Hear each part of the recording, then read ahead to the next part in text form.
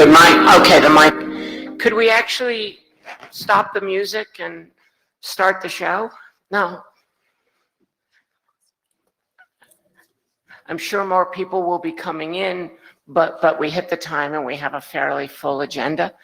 So this is the Human Rights Protocol Considerations Research Group, chartered by the IETF, to research how protocols strengthen and/or threaten human rights as defined in the Universal Declaration of Human Rights and the International Covenant on Civil and Political Rights. Okay, so the agenda, and this is the agenda bash, is welcome and introduction. Then is a talk by Art, Thai Citizen Network. Then there's a talk by Ashwin. I don't have the titles of those. Do you have? So Art's talking about freedom of association online, and Ashwin's talking about trust in protocols. Thank you. I knew I'd get you to talk. Then there's an update from the hackathon, an update from the Human Rights Review team, research group drafts. There's 3 of them that we'll go going through. Then there's update and discussions on drafts yet to be adopted by the research group. And that's got 5 minutes. There's 1 draft in that one at the moment, I believe. Then there's an open discussion, which is focused on sort of what is our next task, where are we going, and some of the questions that have come up over the months about what is this group doing and where is it going. And then any other business if we still have time for it. Are there any issues with this agenda? Any additions, changes, things that are wrong? No? Good, then I guess we'll go with that one. Okay, the note well is here. This is probably the first meeting of the week with the note well, and you'll see it often. This is the IETF note well, but it applies to the IRTF as well. And what's really important are all the definitive information in the documents that are listed in that list. I will not read them. Okay, so the objectives. To expose the relation between protocols and human rights with a focus on the rights to freedom of expression and freedom of assembly. But you'll notice that we do go broader, and that was partly because people said, how can you talk about the one without talking about more? to propose guidelines to protect the internet as a human rights enabling environment in future protocol development in a manner similar to the work done for the privacy considerations in RFC 6973. And we've sort of been following that lead insofar as we could, to increase the awareness in both human rights community and the technical community on the importance of technical workings of the internet and its impact on human rights. Our outputs, internet drafts, policy and academic papers, of which we have done very few, and one of the things that I want to talk about at the end is how do we get more involved in that. Film and textual interviews. There was the film that was produced at the beginning of this, which is still available on the website.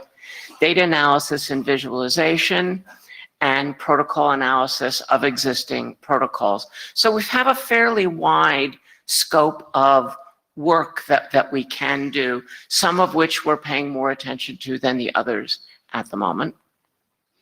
The work to date, October 14 through 15, research and research group proposal. In 15, there was the screening of the film Net of Rights at IETF 94. December 2015, we were chartered. 2017, 8280, research into human rights protocol considerations came out. Current work, we have internet drafts that are research group drafts. There's freedom of association on the internet. There's guidelines for human rights protocol considerations. There's notes on networking standards and politics. And there's an expired anonymity, human rights, and internet protocols. And there's the work of the Human Rights Review Team. And that's it for this one. So that brings us to our first speaker, correct? And our first speaker is Art and Freedom of Assembly and Association Online. Art, you've got a microphone up there. You've got a clicker. Place to put your stuff down. Make yourself at home. And I will start passing out the sheets now that I've done the original talking and the room is full. Well, fuller. Thank you. Go ahead. This one, right? Yeah, this microphone's yours. Oh, wait a second before you start. I forgot. I need a scribe and I need a jabber scribe, and I forgot to do those. Are there any volunteers for either of those two roles? I see people staring at each other, but I don't see anybody volunteering yet. Okay, so the jabber scribe, and was your hand up for the note taker? Thank you. Okay, please. Sorry to start you and then interrupt you. Hi everybody. This is my IETF meeting. So anyway, welcome to Bangkok. Well, this is my hometown. So that's the only thing I'm very confident about at the moment. Anyway, let's see how it goes, right? Trying to, I'm not a network engineer, right?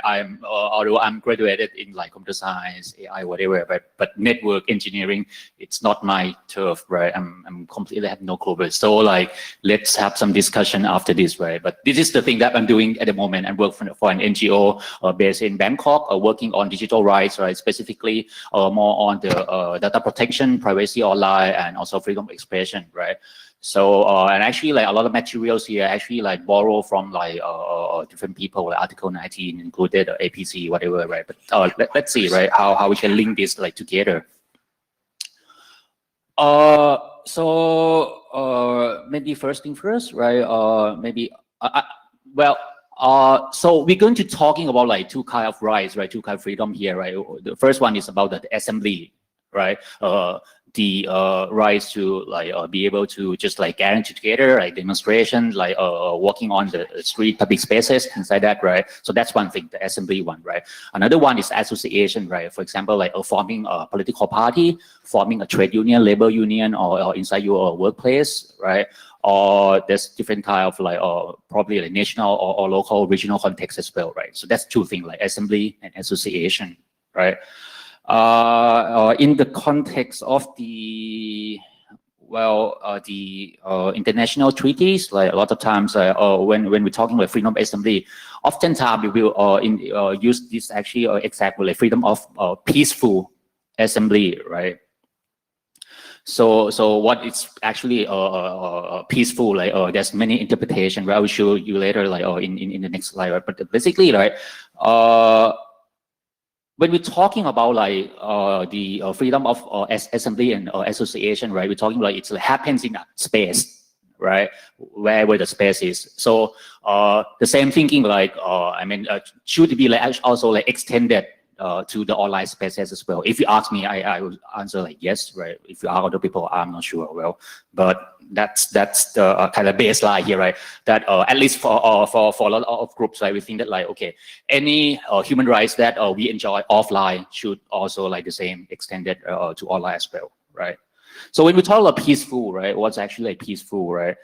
There's one interpretation, let's say, like or suggestion, like in the guidelines from the organization. There's a lot of acronyms here, right? But I mean, like this is IETF anyway, right? So acronyms, right? So this is from Organization for Security and Cooperation in Europe, right? So they say like it should like also include, right? I mean the peaceful assemblies, right? Also include the conduct that may annoy, well, or give offense, right? And even conduct that temporarily hinder, impedes, or obstructs the activities of third parties, right? The one that probably like not like involved, right?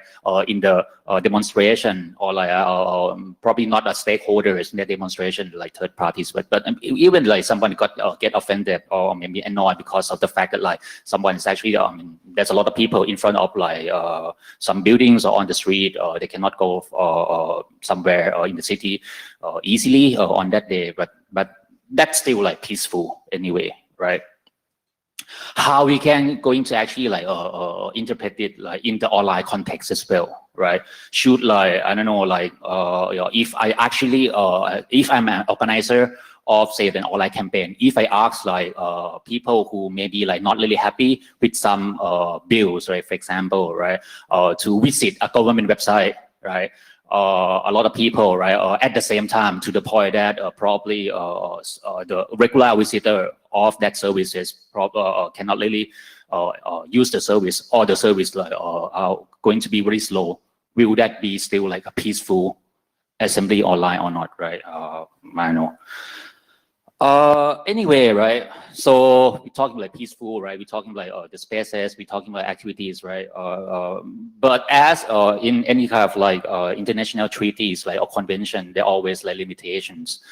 So this one is from ICCPR, right? International Covenant on Civil and Political Rights, right? So in Article 21st and 22nd, they say like, okay, there should, there can be, right? There can be some limitations, right?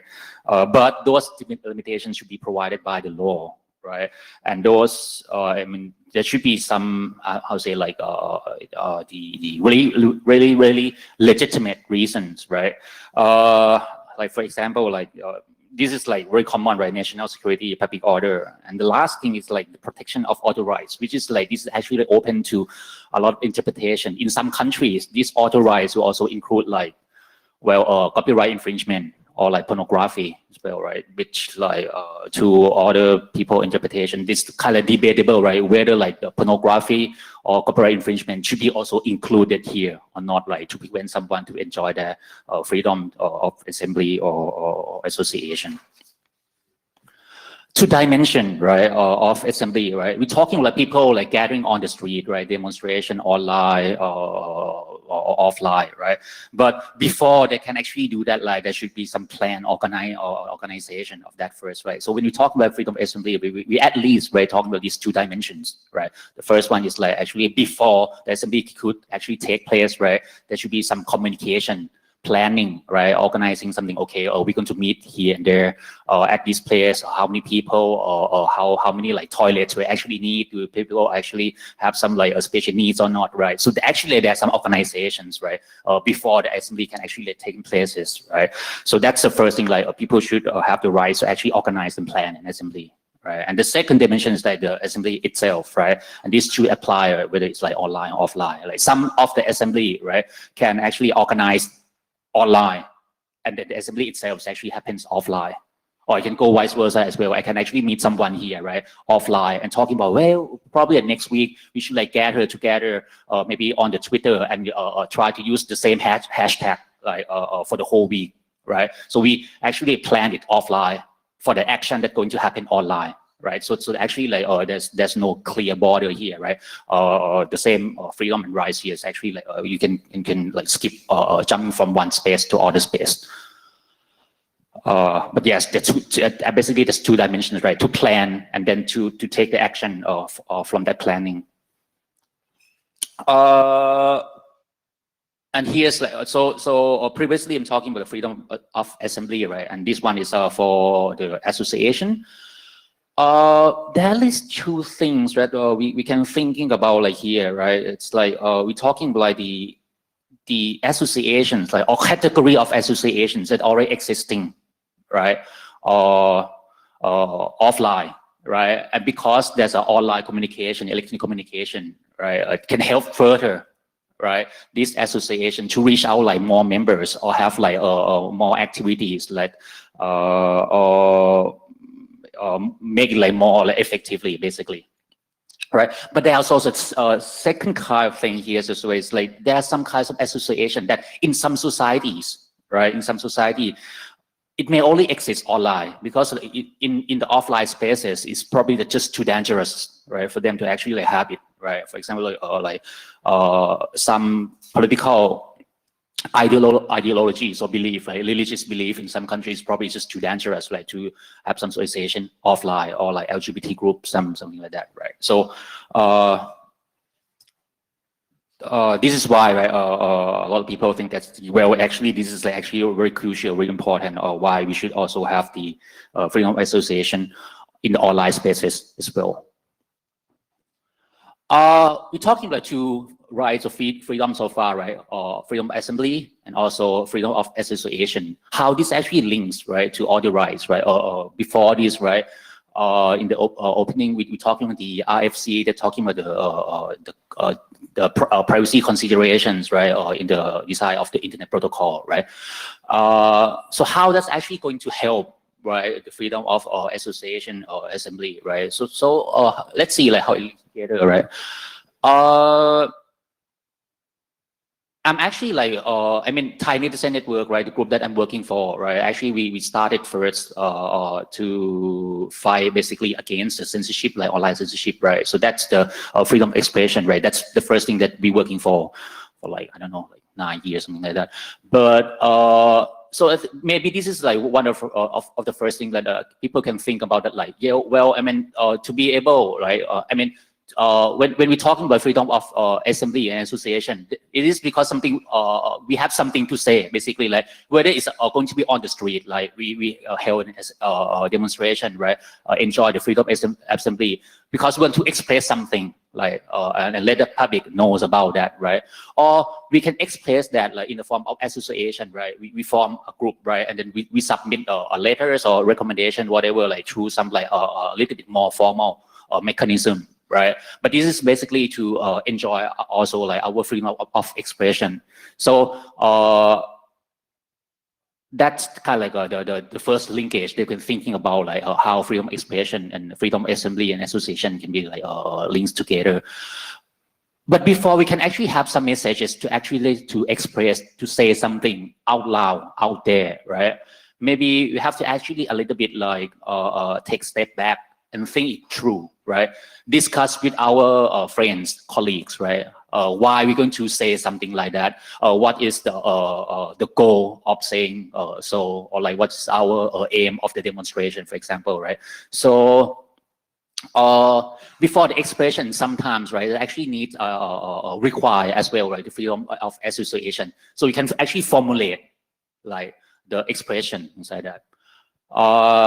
And maybe the last one here is like about the right to privacy, right? It's kind of like because like I will talk about this like also as well in the next slide. I think like so basically it's like to realize right these two freedom, right, assembly and association, right, or some anonymity, right, or privacy, right, is a key as well. Why, right? I mean, like basically, like we're talking like online spaces, right? The freedom to actually the rights to actually organize and plan something, right? And actually in the end, like, actually taking place in some spaces, right? When you plan something, right, it needs a secure communication channel, right? And when you're going to make the assembly, the demonstration to taking place, it needs some spaces, right? I mean, I cannot actually do a demonstration, right, without space to stand on, right? I mean, I have a physical self, for example, right? So there's some, if that's the demonstration in the physical space, right, that there should be, well, a physical space to demonstrate anyway. And this is also apply, right, on in the online spaces as well, right? So basically we need like, I mean, to enjoy freedom assembly, right, we need secure communication, we need safe and publicly accessible space, right? And this doesn't necessarily to be publicly owned space, right? For example, in the case of the physical occurs, right, demonstration back then, when if you still remember that Occupy Wall Street, it's actually taking place in the privately owned public spaces, right? So when we're talking like a publicly accessible space, it doesn't necessarily to be publicly owned spaces. It can be like privately owned as well, right? But basically, the public should be able to get access to it, right, freely. And also to enjoy freedom of association, right? I think, well, to form something, right, you need someone who actually like mind. You can actually like kind of lean yourself like on them, like sometimes as well, like you need trust, right? And sometimes, right, in the situations, it's actually maybe like sensitive, right, as mentioned earlier, right, in some countries, some political ideologies or religious belief can be very dangerous, right? So maybe you need a relative anonymity as well, right, to be able to form some clubs or associations, right, for that sensitive matters or belief, right? So here come the technical measures that can actually go against all this, right? So when we're talking about like freedom assembly, right, governments actually, or sometimes also like corporate as well, that has enough power, do this stuff, right? Filtering, blocking, this is kind of common practices, right? But also like the distributed denial of service attack as well, right? To bring some website down. There's a cases, for example, here in this region, right? I think like around 3-4 years ago, during the demonstration in Malaysia, right? Anti-corruption demonstration, Bersih 2.0, right? Some of the news websites that try to actually distributed news about the demonstration, and also like some certain smaller websites that helping organizing the demonstration got actually DDoSed by basically unknown attackers, right? But basically it bring the side down, right? So what happens is actually like with this like filtering, monitoring, blocking, DDoS, right? It affects the integrity of communication and availability of the spaces, right? So in turn, like, it limits freedom assembly. Same things like go as well, right? I mean, actually related kind of like technical measures like surveillance and profiling, right? Also affects confidentiality, right? Which limits privacy, creates some fear, right? So, among people, whether like not really sure whether I can actually trust you or not. You're actually the one that actually claim that you are, or whether like the information's like out there is actually can be trusted or not, things like that. So this can affects, right, the freedom of association as well. So these are technical measures that are already taking place, right, or at least like I think in the past 5 years that are very well documented, right? And there are some cases that actually submitted to the UN Special Rapporteur for the freedom of assembly and association. Apart from the documentation on the offline assembly and association, right? In the recent years, actually more submission on the violations of these kind of things online as well. right? And here's come like how I don't know like this community, right, and others like trying to I think like before this we already mentioned this, right? But there are also other like attempts as well, right? From this community, right? So apart from the privacy consideration, right, this is also the development further on that line. So I mean, monitoring, right, is actually the thing that, as a network engineer, to my understanding, like people actually have to do like on a normal basis anyway, right, to do evaluation, to test, to actually improve the status, right, and availability and the quality of service, right, of the network, right. But pervasive monitoring is different, right. So these are RFC like 72 of 58, right? What they're trying to do is like, this is from the abstract, right? It's like, you say like pervasive monitoring is a technical attack that should be mitigated in the design of IETF protocols where possible, right? So I think if you have interest in this, right, you can take a look on this, right? But basically, this one related to like getting back to that, the freedom of association, right? When we're talking about I say like previously that the surveillance, right, or profiling, right, will create atmosphere of fear, right, and it can limit the freedom, like the people, how do people enjoy the freedom of association. This pervasive monitoring is basically the surveillance, right, or including profiling as well. Right, and here goes like other RFC. So I think I just like give you some idea, right, or how or what other things go. I mean, on the ground at the moment, right, in terms of like freedom of assembly and associations. Give you like some societal like context, right, and maybe we can have enjoy a discussion after this, right, after the second speaker, and you see how like those like works by IETF, IRTF, right, can come to this. So this one is try to do that. So previously we're talking about the privacy, right, surveillance, right. This one talk more specifically about intent filtering, right, in different contexts, right, or about like over-the-top content provider, CDN, things like that, right. Which like at different levels, at different players, probably they have different data that they actually handle, or different power, right, that can actually do. So that's all for me at the moment, and getting back to this. Thanks a lot. Thank you. We have time for questions or comments at the mic. Would anybody like to?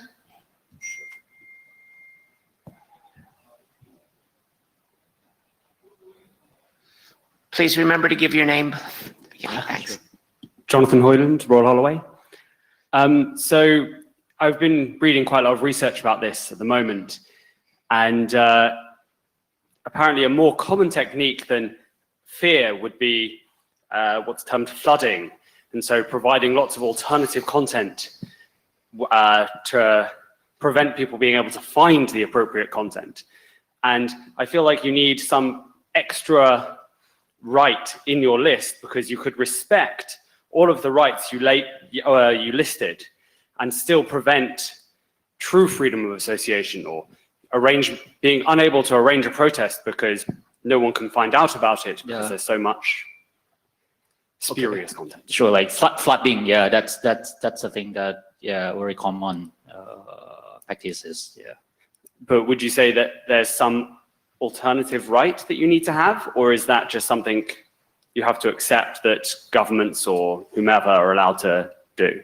I think that one will go to the maybe platform provider level, right? And I think in the end, I'm not sure, right? Because in the end, I think the packages you're talking about is more like the content flooding, right? So probably it's like go above this level of network. So I'm not sure, but I mean like okay, this is like another discussion, right? I used to have a communication with people from YouTube, things like that, right? They say like they see this is actually like a problem, not necessarily because of they actually like honor human rights, whatever, right? I mean they actually do, but like they have actually more interest of that, like because of that it will degrade the quality of service of their own platform, right? People will think, oh, it's like the same repetitive contents again, so it's boring, things like that, right? So they're trying to like find some way to actually solve the issue as well. But probably it's like at a different level. Yeah.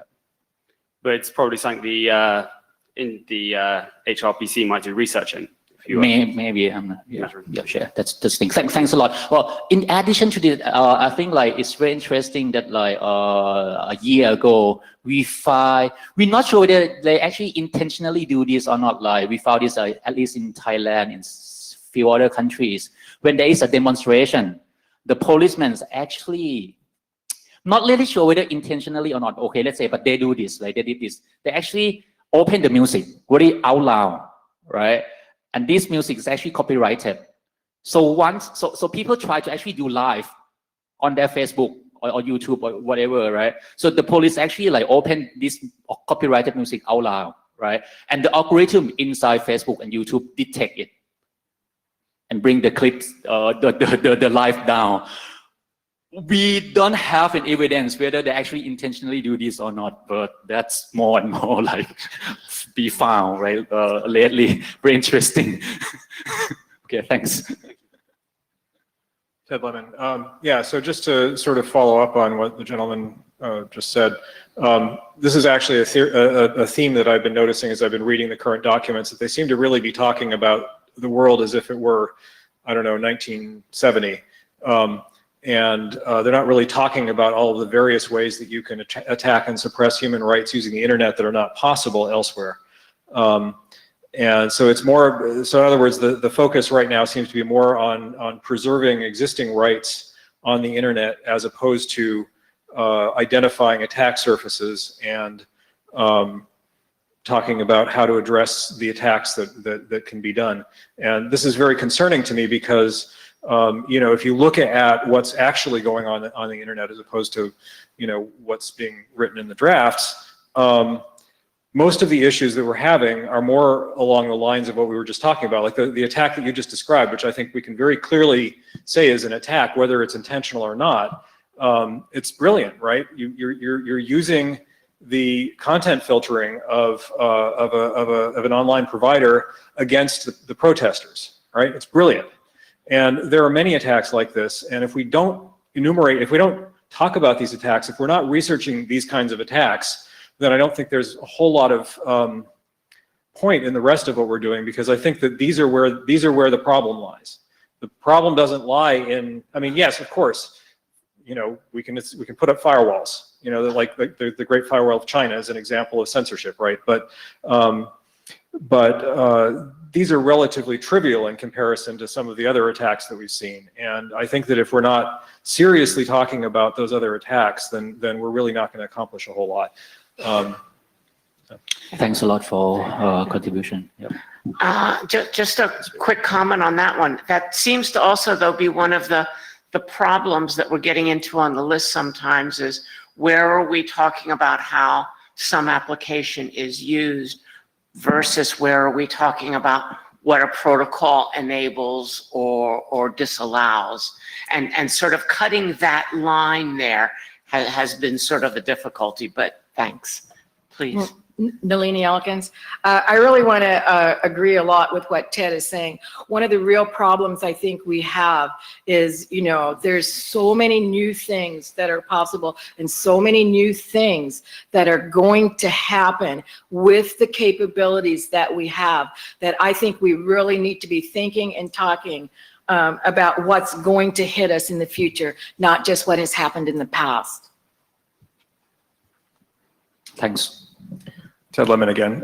So I think we're possibly using this as an excuse to have a discussion that's not quite on the topic of the talk that we just heard, so I apologize for that. But to just speak to Avri's point, the problem that we have is, yeah, the difference between an application and a protocol is relevant here, but I think that we can learn a lot by looking at the applications, even if we're not, you know, of course, if we're writing protocol considerations, then we can't tell you how to write your application, but we can think about how the protocol implicated, or how the functioning of the application was affected by the protocol that was running. We can learn a lot from these protocols. So for example, if you look at SMTP, if you look at the things that are implemented on top of SMTP, there are some pretty clear abuses that we've seen that actually are part of the protocol. Like they're second order effects of the way that the protocol is structured. if the protocol had been structured quite differently, many of the negative behaviors that we see occurring as a result of applications of SMTP wouldn't even be possible.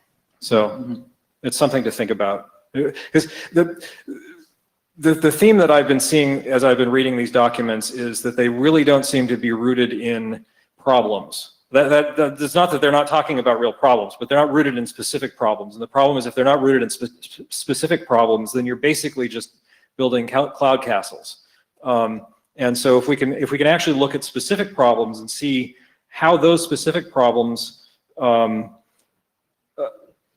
how those were made possible by the way we designed the network and by the way we designed our protocols, then we can come up with a taxonomy that's rooted in actual experience rather than one that's rooted in, papers that people, somebody was referencing Heidegger in one of the documents, which actually was very topical. I mean, it was actually a really good reference, but we need stuff that's about what we're doing now, not about dams on rivers.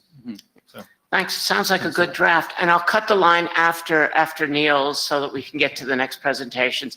And we'll come back to this discussion, I think, Again, sure. towards the end as No, we talk. I was going to cut it after you. You can. Okay. Okay, sure. Please. Brett Jordan, just a quick comment on the attack surface, the things to think about. I think we in the IETF have done a great job recently or over the past 5-10 years of starting to make it so passive surveillance is not possible and to protect people's sessions and integrity of their sessions. But one of the concerns I have is, are we basically guaranteeing that people will be able to be identified, because their session is completely, non-modified between 2 points? So are you basically guaranteeing that people can be traced? If you go and you attack the service provider, and now you have guaranteed knowledge that the person on the other end is who that person is. So. Thank you. Thank you. Okay. I think. Yeah. Okay. But Finish- this is finish up with a comment, just to finish this. I think it's that I see a good side. Let's say, right. That's a lot of improvement so far, right. At least like from the outsider perspective, would say. But I think one of the problem here, which a lot of people here already realizes, like there's a lot of technical assumption, also like societal assumption, right, that we use, right, to design these protocols, right, and probably those assumptions is like from 20 or 40 years ago, and then it's no longer hold true, right. So I think that's the way forward. That like, yeah. Thanks. Thank you. Thanks. Okay, the next one is, so thanks a lot. The next one is Ashwin Jacob Matthew, UC Berkeley, speaking about, and he's remote. So do we have Ashwin? Hi, can you hear me? Yes. All right, perfect. And yeah, thank you to Niels and Mallory for the invitation to speak. I'm very happy to be with all of you. I'm sorry you can't be there in person. And Mallory, will you be running my slides for me? Yes. Okay. And you're there. So yes, there we go.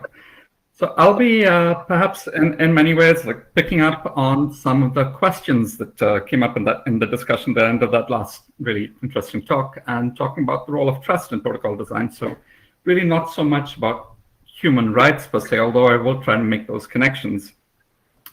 I used to be a technologist, then I went to school and became a social scientist. So now I pretend at being both. I'm currently with the Center for Long-Term Cybersecurity at UC Berkeley, where my current work is looking at the role of trust in cooperation, learning, and information security. I'm also attached to Packet Clearinghouse, which some of you may know. But what I'll be talking about today is some of my earlier work looking at one internet protocol in particular, the Border Gateway Protocol, and looking at the role of trust in the Border Gateway Protocol. And what I'll do in my talk today is walk you through some of that research and try and generalize it in a way that I hope will be more broadly applicable for thinking about the role of trust in protocol design. Next slide, please. Can we get to the next slide, Maury? There we go. So the way that we often think about human rights are very much in the one just before that. Sorry, I think there's a delay, so I will change when you ask me to, but it might take a bit for it to appear. But the way we often think about rights is the top half of that picture as the social realm, right? As things that are enacted in laws and so on, and issues that you're all very familiar with. And the challenge that I think that all of us face that is very much the subject that all of you are dealing with is how we connect the infrastructures of the world, the internet in particular, to questions of the social, to questions of rights. And it's going from, as earlier speakers at the mic were talking about, the concrete threats in the world and how do you actually connect them to particular articulations of protocol standards. Now, it's a relationship that's long been discussed in some of the social science literature on infrastructure, and I'll reference some of that as I go along. Next slide, please.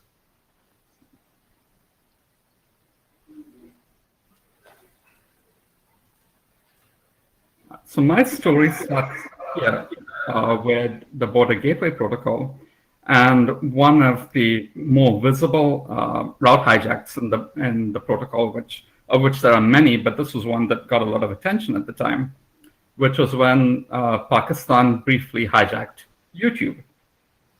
And this was because, connecting to a rights issue, where the government of Pakistan issued an order to the Pakistan Internet Exchange and to networks within Pakistan to block a particular video on YouTube, claiming it was blasphemous.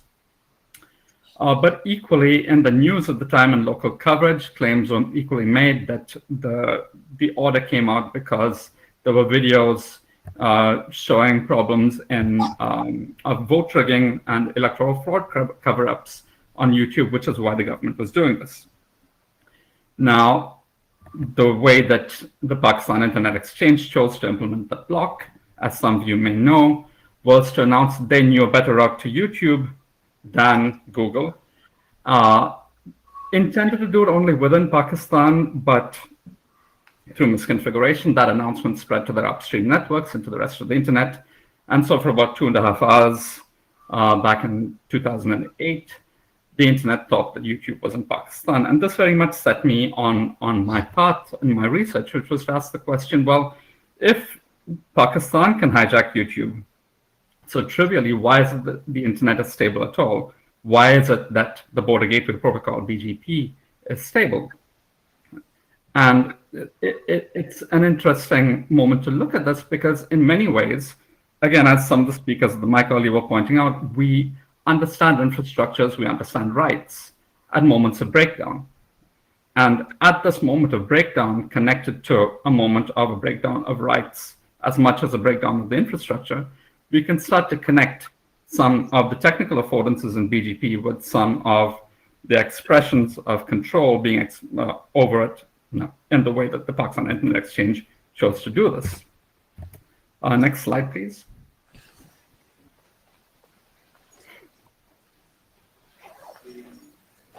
Just a very quick overview and a reminder of how BGP works. If I was sitting at home at my provider, sonic.net, and I wanted to get to the UC Berkeley website, I would go through the network's N layer, then transit trail, then scenic, and then get to UC Berkeley. But the way that my provider gets to know about this route to UC Berkeley is that UC Berkeley is announcing its IP addresses using BGP to scenic, which relays them to transit trail, relays them to N layer, and so on to sonic. And so the routing table of the internet gets built in this distributed fashion. Now, what's interesting about BGP as it stands today is that there are all these kinds of claims. There are routing claims about where you can get. There are identity claims about who you are and who you can get to. There are resource claims about what IP addresses you carry. But what's really interesting about it as a protocol is that there are no warrants for any of these claims. And that, in many ways, is why Pakistan was able to hijack YouTube in the first place and why prefix hijacks, route leaks have been issues throughout the history of BGP. Next slide, please.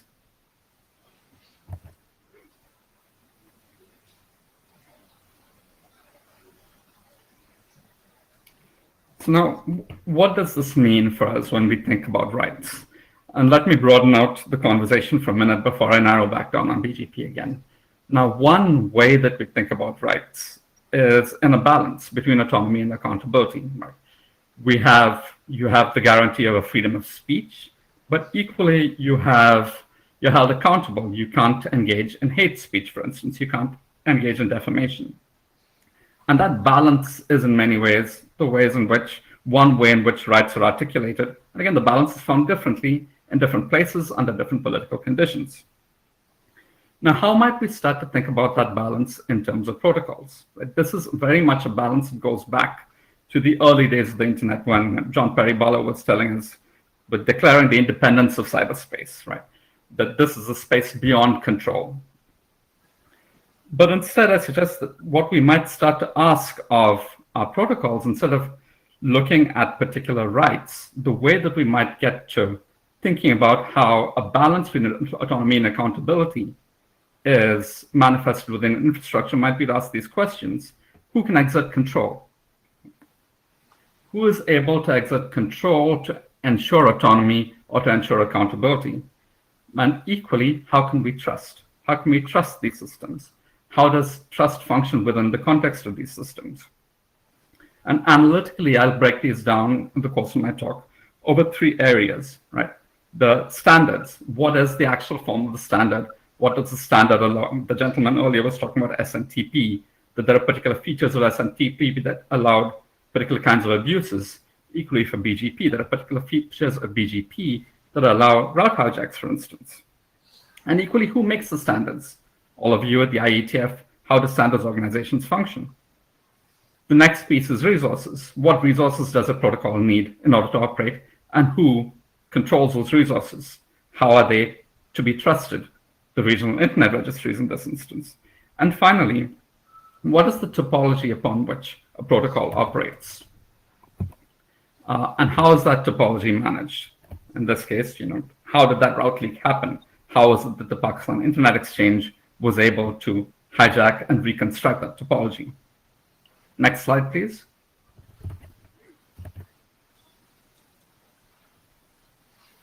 You lost the full screen.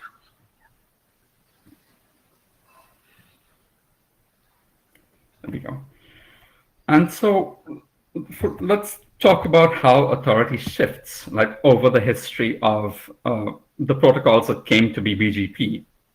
And back in the days of the ARPANET, you go back to RFC 823, you have the gateway-to-gateway protocol, the original protocol for interconnecting networks, for interconnecting the different gateways of the time.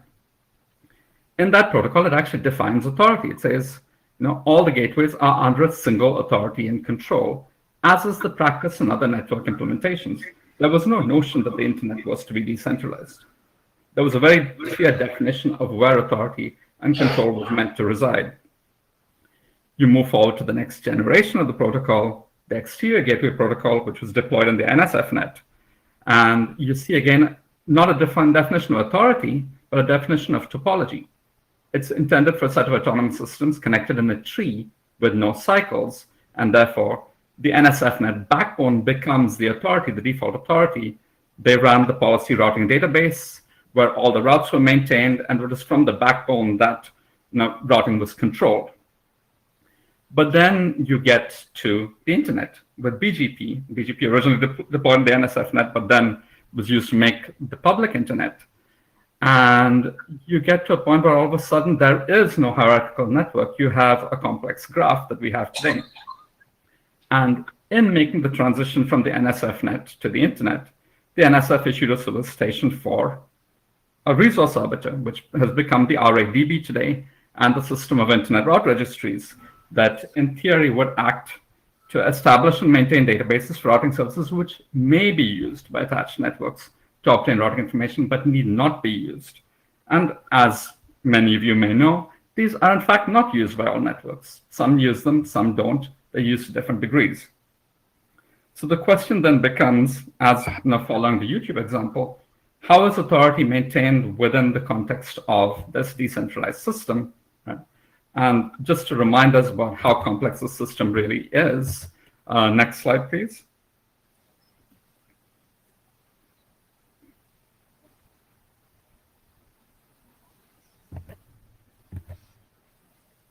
We're currently looking at over 60,000 individual networks, 60,000 autonomous systems, announcing over 740,000 IP address prefixes. And as I found in my research, the key mechanism to stabilizing these interconnections is really trust and interpersonal trust. Now, what do I mean by trust? And I will tell you when we get to the next slide. Next slide, please.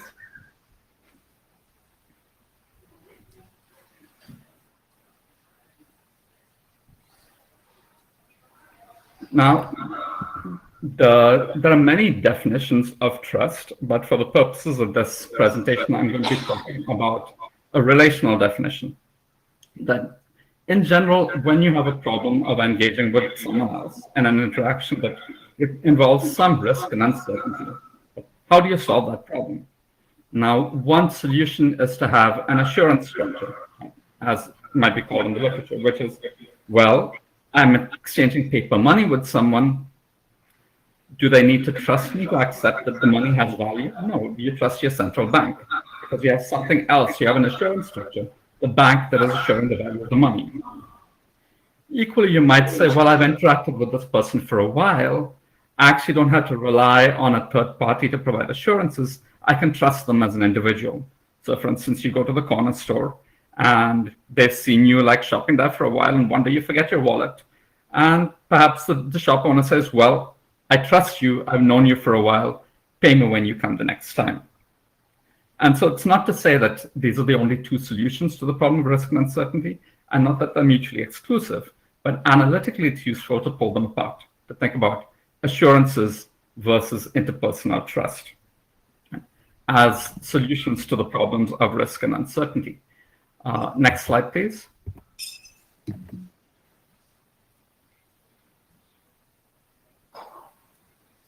And of course, these aren't merely interpersonal problems, these are societal problems. Right?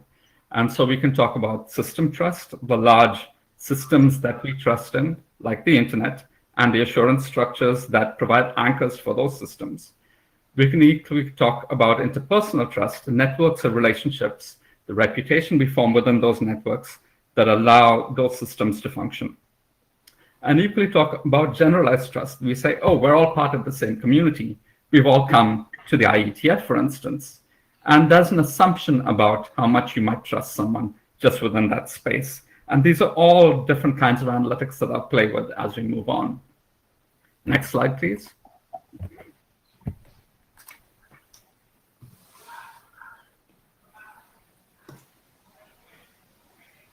So I studied mostly studied two major network operator communities. The North American Network Operators Group, NANOG, which many of you may know, the picture above, and the South Asian Network Operators Group, SANOG, down below, and I'll talk about them, both of them briefly in a moment. But what I very much focused upon was the role of trust relationships being formed within these communities of practice, and the importance of these trust relationships to the operation of the global internet and of BGP particularly. Next slide, please.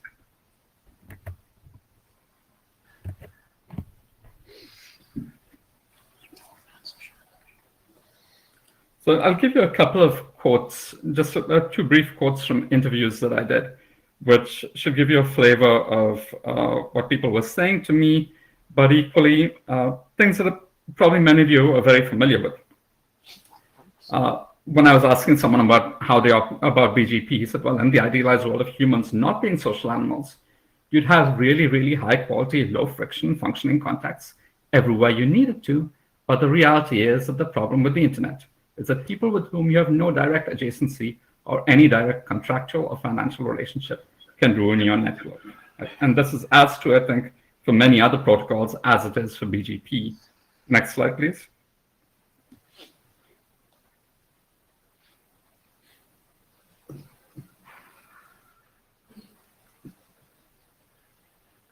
And as someone else said, well, how do you start to solve this issue, this problem? Well, there's lots of communication through back channels, lots of unofficial communication, lots of things nobody can officially talk about, but if we can all share information about it, we can make the internet a better place. There's lots of communities, and the only way that you gain admission into a community is to be a trusted individual. So very much trust within the operation of the infrastructure as much as trust in the infrastructure. Next slide, please.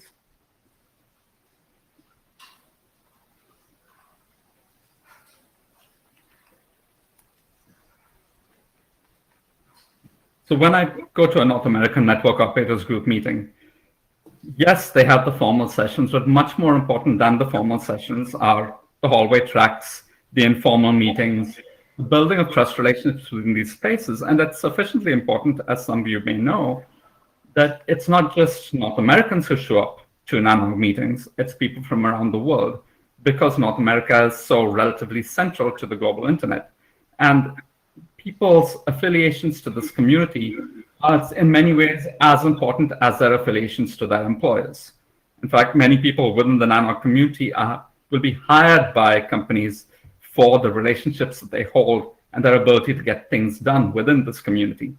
So on the one hand, yes, the technical, commercial, political relationships that make the internet go, but on the other hand, the commitments and the trust relationships within this community that make the internet go.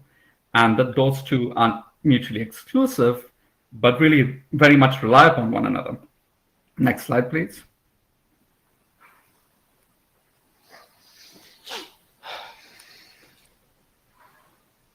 But of course, this is not a purely North American problem, that the internet is a global system.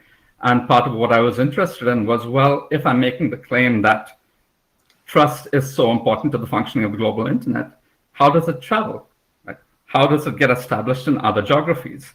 And so I went to meetings of the South Asia Network Operators Group. And while South Asia as a whole is relatively peripheral to the internet compared to North America, trust was equally important in this context. Right? I frequently found people that I'd met at NANOG showing up to SANOG meetings, often as instructors. I found people within SANOG building relationships, not necessarily to their peers, yes, but much more so to others who could then facilitate those connections that were international. And so there's this way in which, sure, we now have this protocol, the Border Gateway Protocol, right, that is defined as a technology, but that very much relies upon these communities, the relationships formed within these communities, and people traveling between these communities, carrying their relationships and carrying their practices in order to build a stable system. Next slide, please.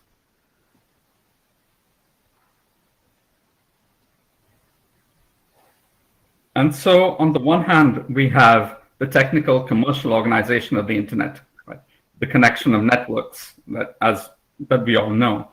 On the other hand, we've got the social organization of the internet, the overlapping network operator groups around the world. I've got a handful of them listed there. And in between, the social network of trust relationships that is neither lives in one or the other, but is really facilitated by both. People connecting networks together and come to trust each other in the practice of interconnecting networks, people negotiating best practices, building relationships within the communities of NANOG and SANOG and so on. Next slide, please.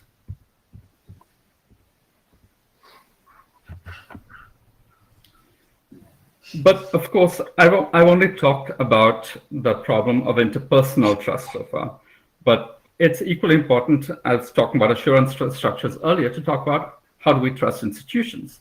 How do we trust an IETF, an ICANN, a regional internet registry? Now, the way that we often think about assurance structures, like a central bank or an IETF or a regional internet registry, is in terms of autonomy and independence. These are organizations that we would like to function autonomously from society. We want them to be independent. We want them to be impartial. But yet, for these institutions to function efficiently, to make sense of the world, they equally have to function in terms of what we might call embeddedness, right? Building relationships to the communities that they serve. And so, for instance, many of the people that I met at NANOG, I equally met at IETF, and I'm sure many of you in the room go to many of the network operator groups meetings that I described, or have been to some of them at least.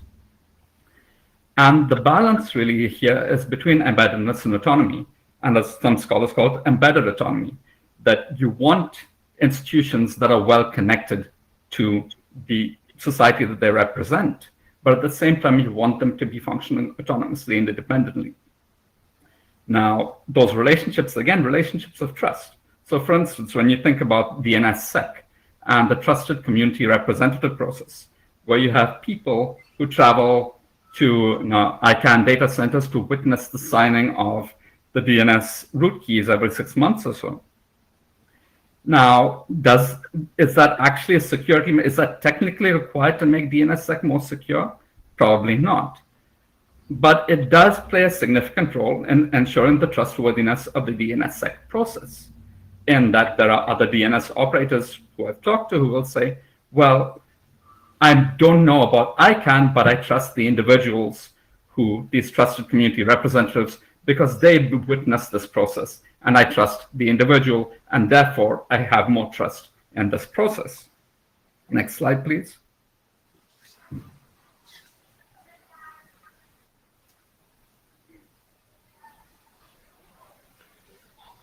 In the context of BGP, we see this playing out at places like ARIN, the American Registry for Internet Numbers, and other regional internet registries, because these are the organizations that manage the resources required for BGP to operate. IP address space, autonomous system numbers. Right? And there are formal mechanisms through which this occurs. As many of you know, the ARIN Advisory Council that shepherds their policy process is populated by people elected from the community, by the community. The ARIN board is populated by people from the community, elected by the community, while at the same time, ARIN maintains a professional staff, a professional bureaucracy. So in a way to balance that embeddedness and autonomy through these mechanisms of representation, but at the same time, through established principles that are agreed upon with the community that ARIN and others may be held to account for. So for instance, notions of conservation and stewardship in the way that address space is managed. Next slide, please.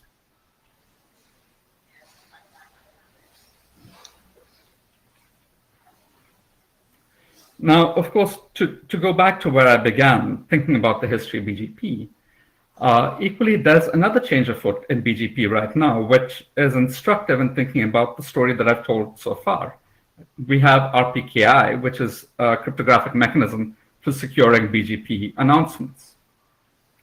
And I'm not getting into the discussion of whether this is good or bad, but the point that I want to make from a perspective of how is control established, how does trust function, is that we're moving from a system in which interpersonal trust, community, and practice is a greater salience for maintaining the interconnection of networks, to a system in which governance and institutional accountability and assurance are more salient as the regional internet registries and other organizations start to function as trust anchors for RPKI. And it's not a complete transition, of course, but it's more a shift in emphasis in the way that BGP is managed.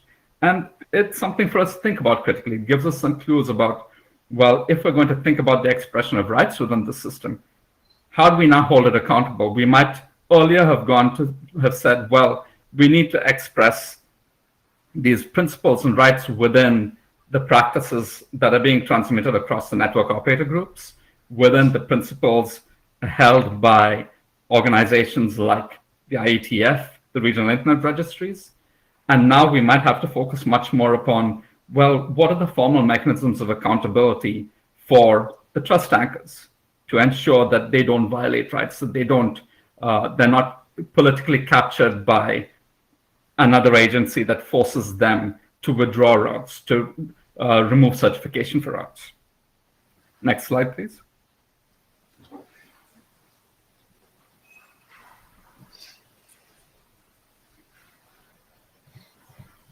And so we go from a perspective where I started by talking about BGP as a technical problem, and I described the technology briefly. Let me now give you the brief overview of BGP as a social problem, which is what I've walked through today. Very much as circulations of trust in practice across geographies, across geographically distributed network operator groups, held together by different organizations managing standards and resources that are held accountable to these groups or not. People will debate that through mechanisms of embeddedness and autonomy as they balance. Next slide, please.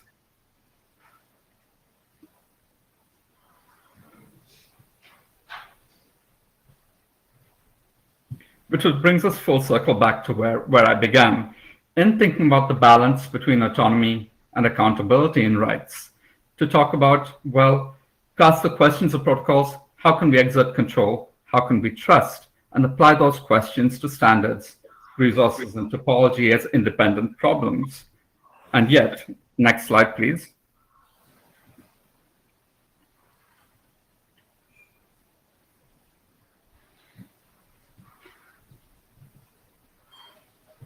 What I'd like to suggest is that standards, resources, and topology aren't quite so independent as we might like to treat them. They're in fact intimately connected, right? And it was something, again, that came up in the conversation before I began my talk of, well, how does something in one space, how do violations of rights we see in topology affect a discussion about standards?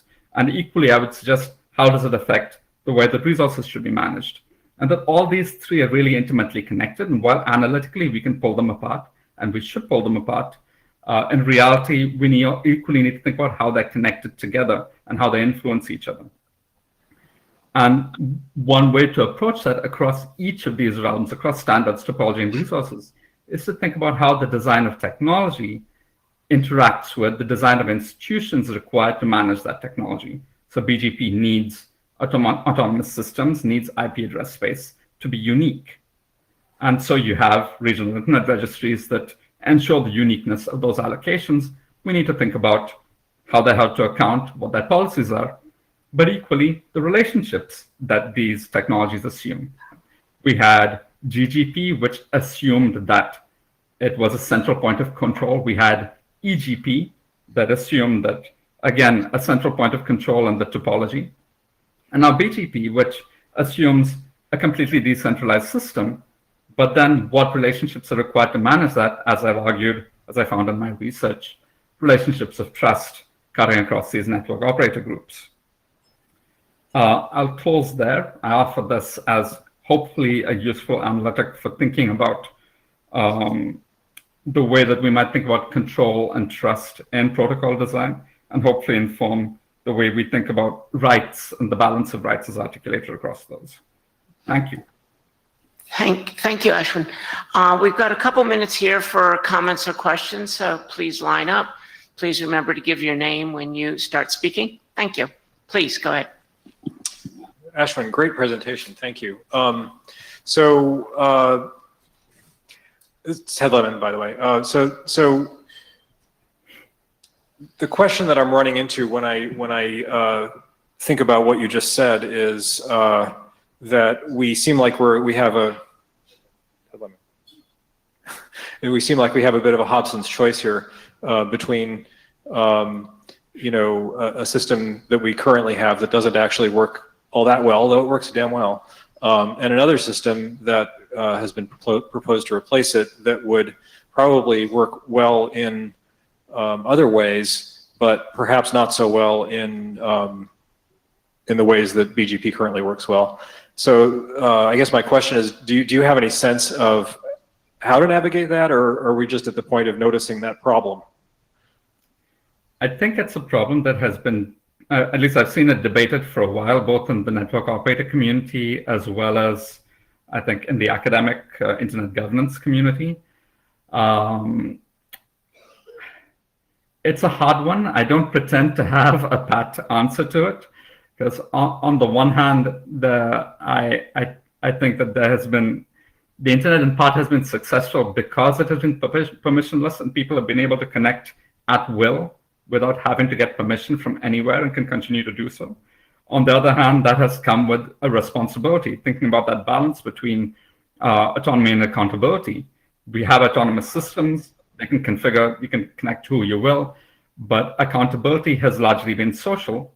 It's worked so far, but as we're seeing, increasingly there are attacks which go from the Pakistan case that you could say, oh, well, that was a local attack. It wasn't meant to spread outside, yet it did, to other more recent attacks that have been in the news again that do seem to be much more intentional. And I think the balance there is, well, we have to solve the problem in some way that the current social arrangement doesn't solve for it. And what I'm trying to point to is that really, well, then we need to start thinking much more critically about how to hold our institutions to account, because the stakes just went up in what the regional internet registries do. Yeah, I'll stop there. And I'm sorry, I don't have a pat answer to what you're saying, but I can raise the question. Before the next one, I just want to cut the line where it is now. So, okay, thanks. Please go ahead. Kaveh Reinsberg, thank you for the presentation. I actually have multiple issues with the points there, but I will focus on the main one, which is basically the way I saw it. You mixed up different protocol stacks and different layers of stuff, which are supposed to be separate, and then draw conclusions which are, in my opinion, wrong. Because, for example, BGP is decentralized. It is supposed to be like that. And for most of the peering actually is not discussed in ARIN or SANOG or things like that. They are discussed in Global Peering Forum or European Peering Forum or venues like that. But then you make conclusions which are relevant to DNS, for example, and then you bring ICANN. You said things like people observe because they trust individuals for key signing. That's not the case. So the whole notion of trust, we cannot put all of these things in a soup and say the centralized nature of DNS versus decentralized nature of BGP versus all other protocols on top of them, and then make conclusions about trust about this big soup. We have to look at them separately, and they have separate functions. And these institutions as well, the ones you mentioned, for example, if tomorrow there is no ICANN, nothing will change in routing. Even if there is no DNS, nothing will change in routing. So we really have to look at these things separately and understand them separately, because yeah, it's really impossible to draw conclusions from top layer and then apply them to the layer below. So I actually agree with you. They should be considered separately, and I was trying to do that. I'm sorry if that wasn't very clear to you. My focus was on BGP. I was using DNS to illustrate some of my points. I do think that the relationships of trust that I was describing are articulated differently in different protocols. I didn't dwell on DNS at any length. Now, the point that I was trying to make was that the relationships of trust, while they are articulated in different protocols differently, the communities are the same, right? So you have people who are doing DNS operations will often be involved with the network operator community, will show up to the same spaces. Those relationships of trust form that actually cut across. Now, do people trust ICANN? I'm offering you one way for thinking about how people do trust ICANN. Right? And it's not that they trust ICANN, the institution, but they trust the people witnessing the process. Now, are there other ways that you could trust ICANN? Absolutely, I don't disagree with you. Right? But I'm offering you one way through which you think about trust as being a problem of embeddedness, one way in which you think about how to hold institutions to account. Right? So on the one hand, something like an ARIN advisory council that is elected and actually is involved in the process actively. On the other hand, a trusted community representative for DNSSEC who witnesses the process and reports back on it. These are both mechanisms of trust, admittedly very different, but they're different ways through which institutions can be held to account. Thank you. So I think we need to discuss this a bit offline as well, because just my closing point, the point of creation of an institution like ICANN was basically the community didn't want to trust in one person. So the whole thing is it's not trusting individuals, or you create a system which, based on transparency and accountability, you can trust it or you don't, but it's a system you're dealing with. It's not individuals, and the motivation and drive should never be trust in individual. Thank you. Yeah. Well, thank you. And as a closing response, I'm happy to keep talking about it. It's also important to remember that ICANN was created by the US Department of Commerce at a particular moment in history, and that there was substantial debate around who should be trusted and who should not be trusted.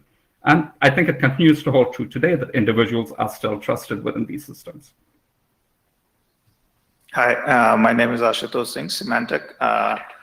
Nice presentations. My question is about, I feel that something was missed around the point of when we ensure trust in protocol designs, how do we cater to this disparity in, if you take legacy systems, they don't upgrade.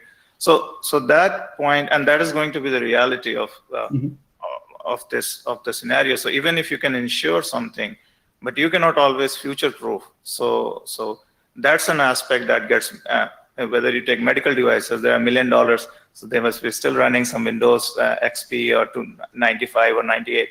It's hard to replace them. So I feel that this discussion is missing that key element of the disparity of devices that exist out there.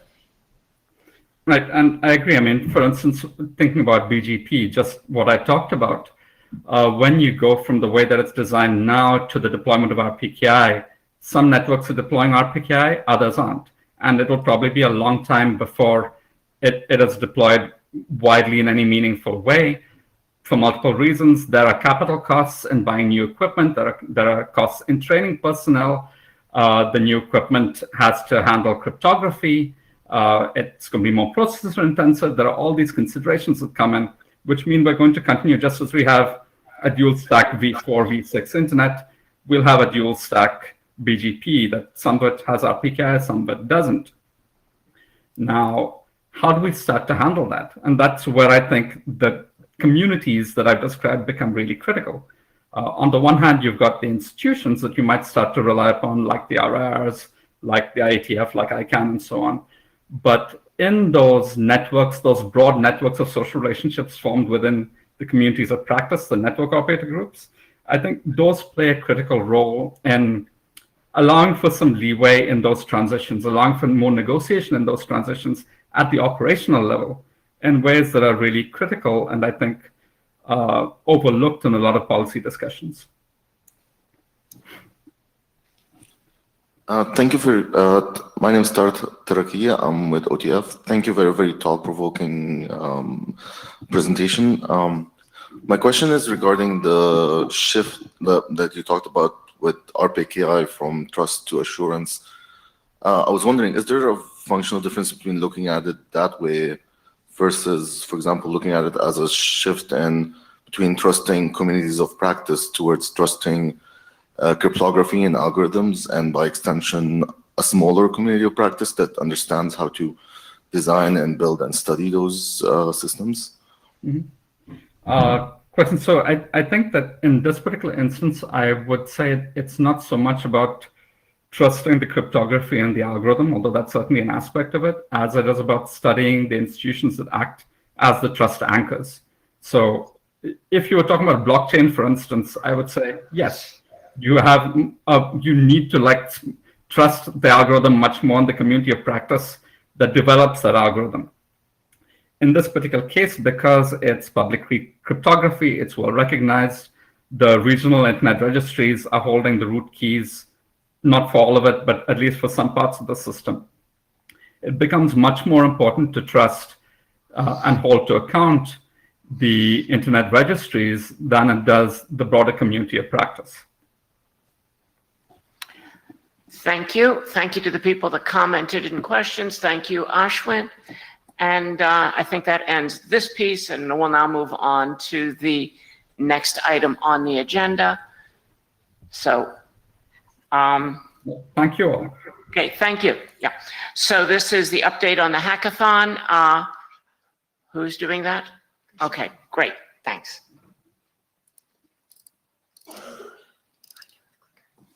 Here's the clicker.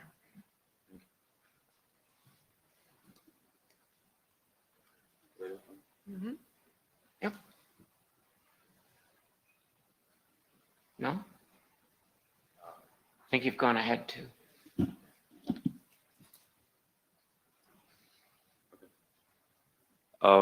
Thank you to Alp for making these slides. And this was presented yesterday at the hackathon, so just an update.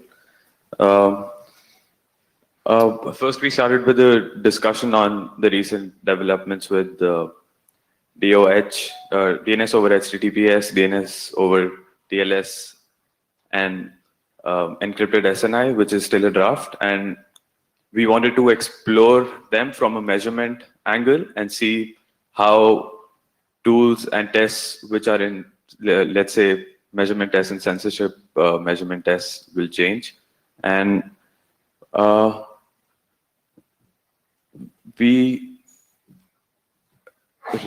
didn't find a web-based DNS over HTTPS test, so we made one, and this is live, so you can go to netblocks.org/tmp/doh, I think. I can share it later, and you can basically enter one domain name and just test your responses from different publicly available DOH servers. And one thing that we might bring up with the DOH community is that you will find that some of these are failing. This is because they haven't enabled the cross-origin resource sharing course header on their servers. So if they allow that without any tweaks at the client end, what you can have is like a completely distributed system for testing DOH responses. And this can also be extended to detect in DNS suppressing censorship. As DOH becomes popular, I think there will be pressure from governments to DOH servers like Cloudflare and Google to not to in a particular location suppress DNS responses. So this might be a useful tool to test that as well. Yeah. I think that's it. Yes, and Niels, do you want to talk about this? Please come. Oops.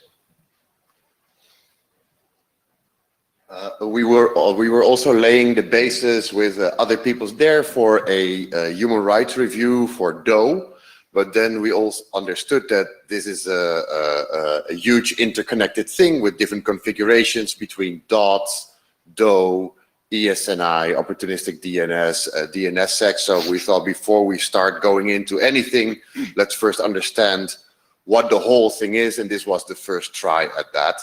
So if you have contributions to this and try to help us understand it better by having other scenarios or even more different configurations of the combination of DNS settings, feel free to add to that. That will be extremely helpful, which will help us make reviews better. But I guess we'll get to talk to reviews later in the session as well. Hrpc, I mean, so it's kind of a mistake to like combinatorically exploit it like this. Dot and DNS over HTTPS and DNS over Quick and DNS Crypt all have like roughly the same security properties. And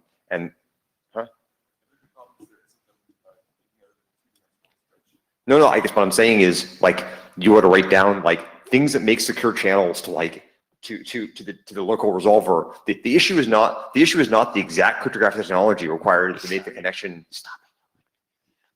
Yeah, go on. I mean, you jumped in the middle of the presentation, but now that you've started, please. Oh, well, I assumed fine. No, I think we were just at the thank you slide anyway. Please go ahead. Okay. As I say, the issue is not the precise cryptographic technology used to make the connection to the resolver. It is the means by which you determine which resolver to use that is relevant. So you will find this much simpler if you collapse DOH, DOT, DOQ, and DNS script into one giant secure channel bucket.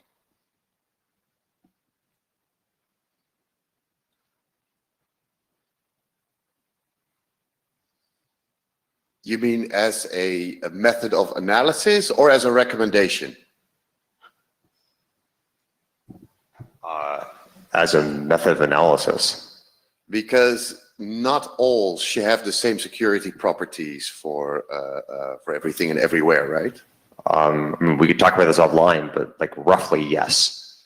Yeah, so that's the only thing we try to find out, right? That's the only thing we try to do, this to understand what are different security properties to make that analysis. So we're not making any final decisions, we're just trying to do research.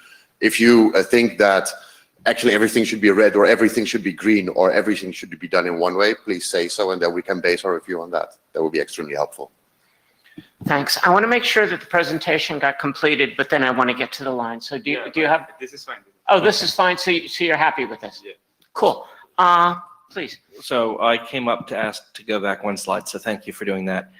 It's impossible to see this in the back of the, no, that was the slide. The one that's impossible to see. Yeah. Could you describe what we're seeing here? Because it's an eye chart. I could not read anything on that slide from the back of the. The slides are available on the data tracker. But what are we looking at? So we're looking on the in the column left. We're looking at different configurations of DNS, the combination of DNS over TLS, DNS over HTTPS, DNS with ESNI, and then different configurations of that combined. And then in the upper row, there's different scenarios. And then the column is filled in, what is the case where. And if I'm reading the top correctly, green is bad in, okay. Okay, thanks. Yeah, Martin Thompson. I don't care whether green is bad or red is bad or. Yeah, no, it's not standardized for what is. We're just trying to base information and then. I think part of the problem that I've seen elsewhere, and I don't know if you've made the same mistake because I can't really parse this particularly well, and I don't think it quite matters here, is that people often conflate the notion of DNS over HTTPS and the way that it's been implemented in the only implementation that's widely deployed, where it's been coupled with the choice of resolver. And the question of who chooses the resolver and how is fundamental to all of this, and it'd be interesting to see if you could do some more exploration of that problem, as opposed to looking at channel security and the various other things, because I think we're a fairly long way down that path. No, so we actually completely wanted to do that, but what we got on our plate was a lot of questions and a lot of uncertainty and a lot of different things out there. So we wanted to create some clarity, and we're not there. This was just step one in just trying to understand what different configurations possibilities are, and to understand what is actually in the network protocols, what is in the implementation, and what can we recommend and understand what happens on different levels. Right, thanks. Hey Niels, this is Elliot. This actually, I think this is a pretty good slide as a way to start, right? And to answer Martin's point, I think Martin, I know this is an eye chart. You got to look at that. What is it? Column number 2 there, where it says network provider sets DNS provider. I think that aims towards where you were going. And to Eric, your point, what you start with is something like this, and then you figure out how to bucket. And I see some buckets forming there, and I think we all have a good feel for where those buckets are going to land. But it's nice to have this sort of comparison. So apart from the colors, I think this is a good start, and then your next step is to bucket. Thanks. Thank you. Did you have, okay, so you wanted to, done. Okay. Any other comments, or are they all in? If not, then we'll move to the next section. We probably will run out of time before we get to everything on the agenda, but that's okay. We had ranges of time for the previous discussions, and we went to the maximum. So the update on the Human Rights Review Team, and that's Beatrice or Niels who's talking. Niels.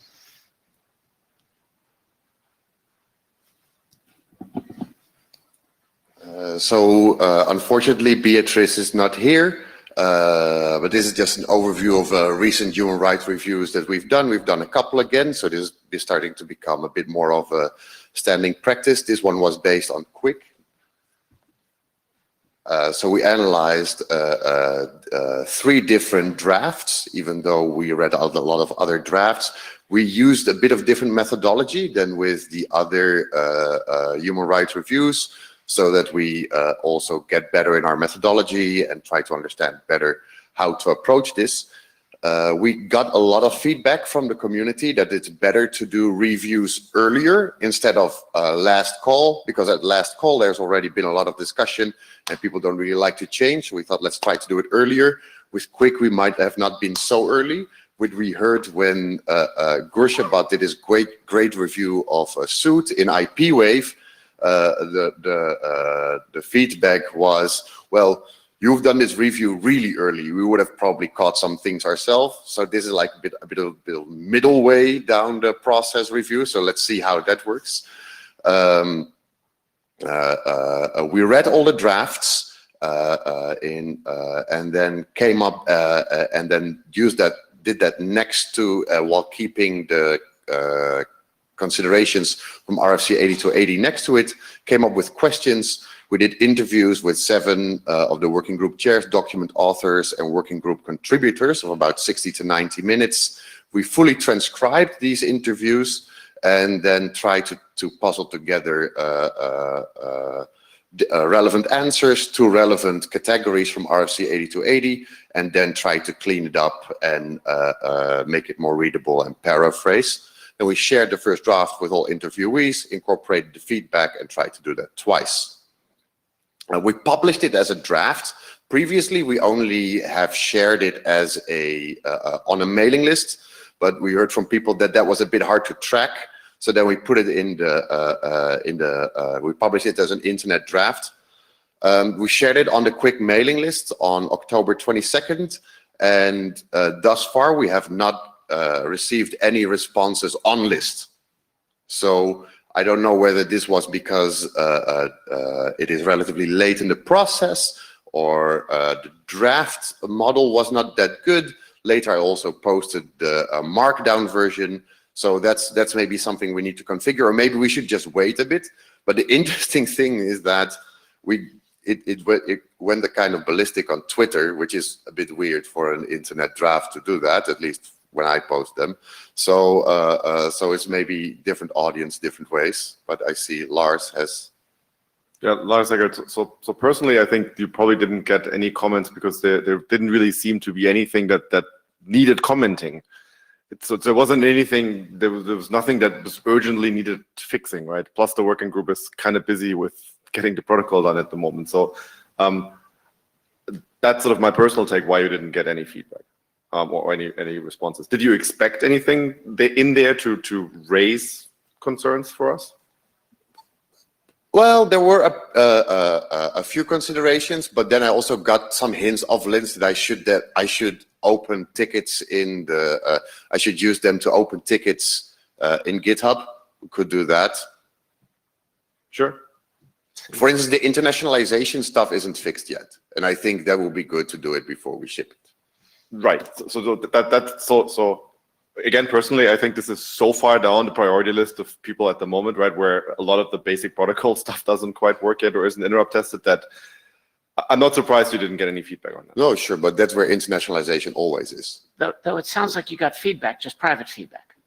Yeah, Right, definitely. right. No, definitely. Yeah. So, but I'm just trying to give a state of the play, what happened, and yeah. Mia Kudement.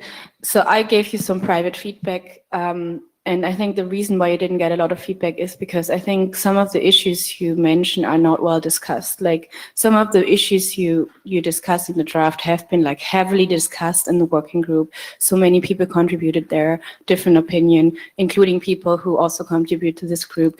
And I don't think you reflected very well this discussion in the draft. You took a bias, or I don't know, you didn't reflect all the points that were discussed, so it didn't help to provide this draft in the working group because it didn't add anything to discussion. And more generally, I think the connection between issues being discussed and how those are related to actually human rights is also not well reflected. So for me, the document didn't reflect well what was done in the working group and what the issues are, and it didn't add anything to the discussion, unfortunately. So, I mean, like, I'm a little bit disappointed because I think it's a good effort and you put so much work into this, but I think the outcome didn't really value that work, to be honest. Sorry. No, that's fine. That's great. So we can do it better. But can I ask one question? So do you think that in general, the relationship between human rights and protocols is not made clear? Or you think specifically here, because we used concretely the framework from RFC 8280, and if you say that that is not clear, then that's a bigger discussion. So I think the framework is fine.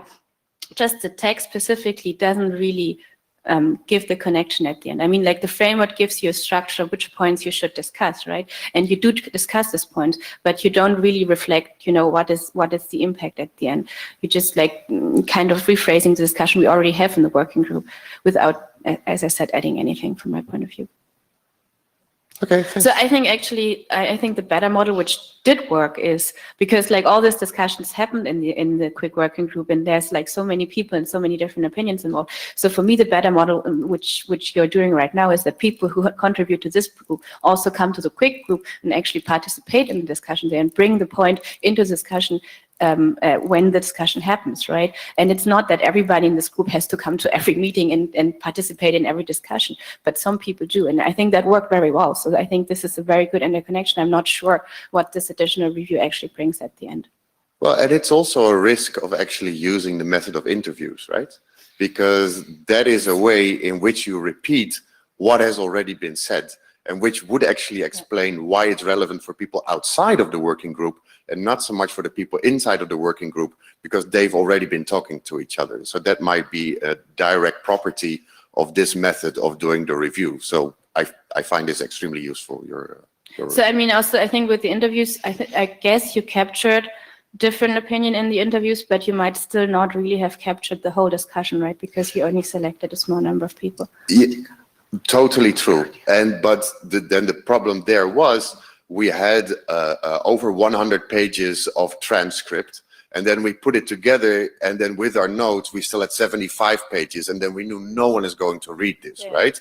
So then we also started weeding out, and then a lot of stuff got lost, but then we all, you know, so it's still trial and error and trying to get better. I understand it's not easy, but I'm not. No, but we did, so for you, this one was not useful, so we need to think about it better. That's fine, that's great. By the way, just want to cut the line where it is now on this discussion. Yeah, Hrpc. Yeah, I read this in preparation for this meeting. I was going to send comments, and frankly, it was just seemed so disconnected from the actual work of the quick working group that it just didn't seem useful to send comments. The vast bulk of this is sort of like pressy of like what Quick does, and a lot of it's wrong, frankly, and I just didn't have the effort to correct it. But it's not useful at all to people who are engaged in Quick. And then the recommendations are sort of range between, some of them are, one of them is a specific position on like the spin bit, and then this IP header encryption stuff is just like irrelevant. And you could say like you should translate any specification. You could say you should translate. So I just don't understand it's like this just doesn't seem connected to like anything that like the working group cares about as comments. You could say any IETF specification ought to be translated. So like what's special about this one? So like you're looking at me puzzled, but I was puzzled by this. So maybe you can explain why you're looking at me puzzled.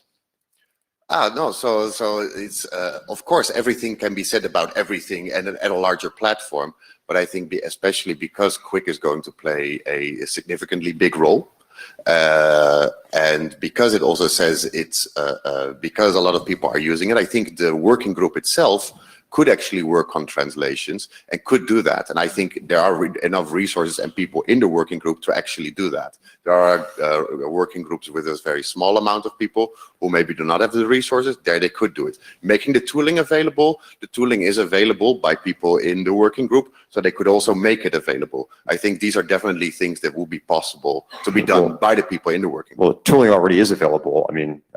Yeah, these things are mostly open source.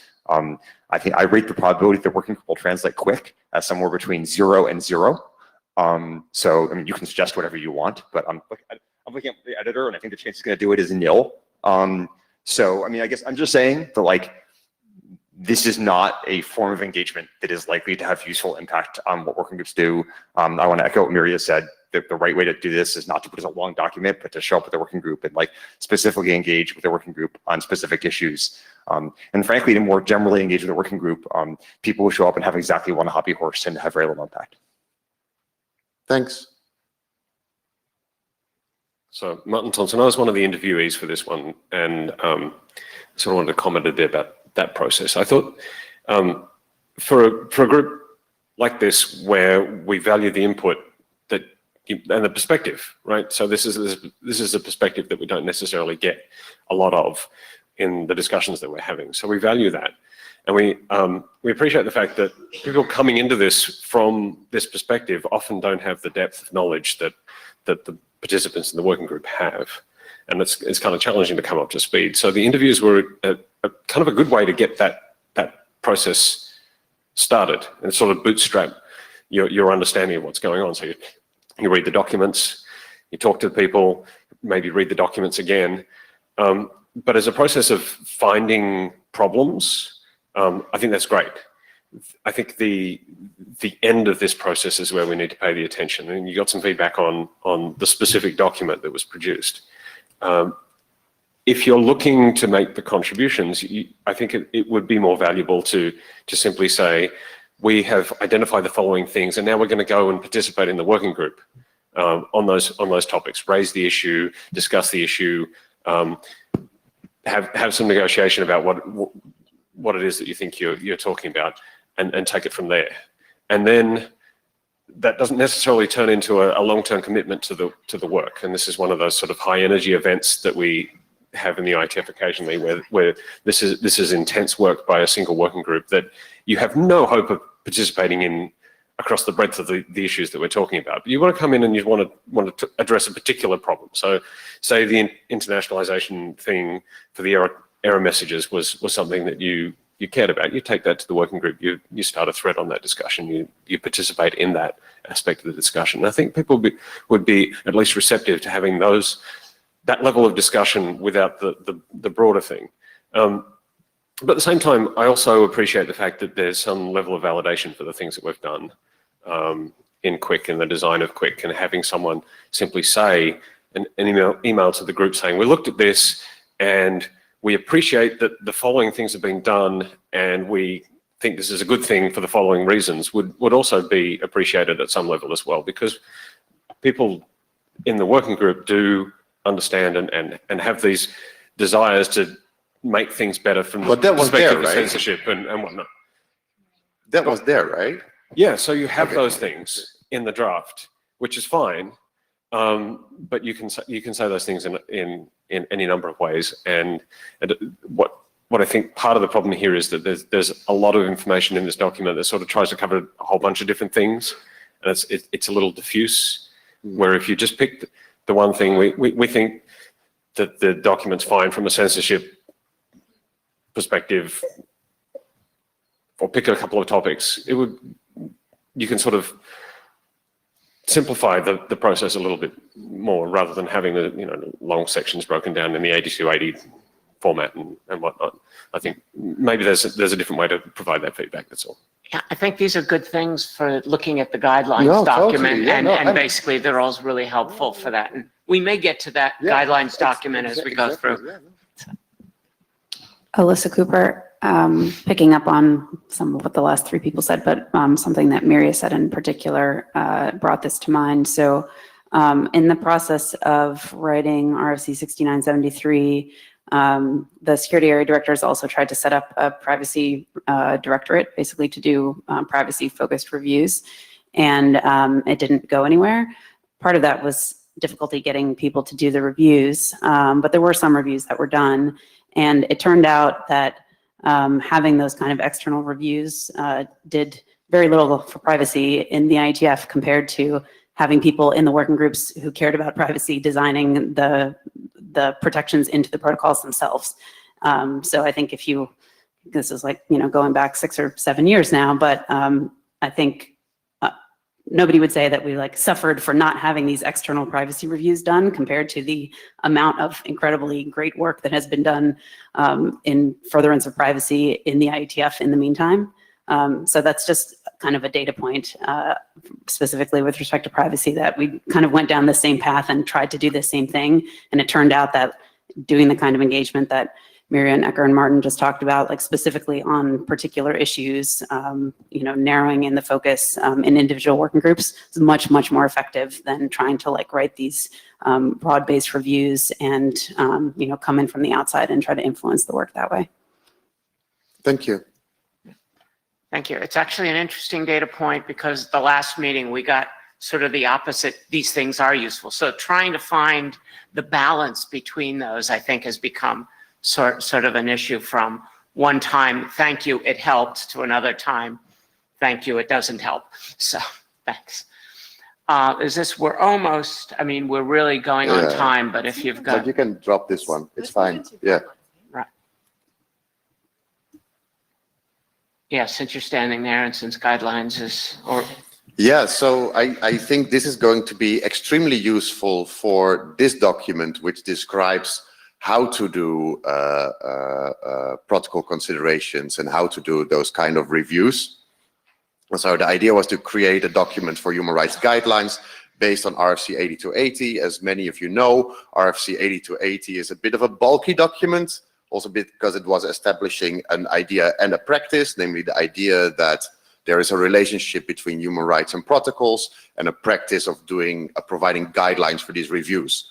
But by that time, we hadn't done many reviews yet.